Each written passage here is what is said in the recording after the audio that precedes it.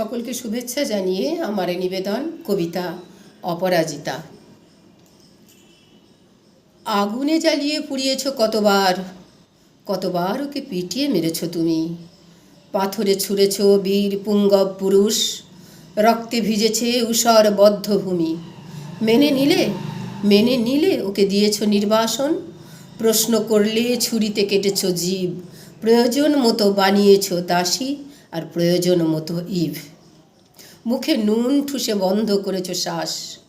কলার ভেলায় ভাসিয়েছ কতবার, কতবার আলো দেখতে পাবার আগেই মাতৃজঠরে সুনিপুণ সংহার।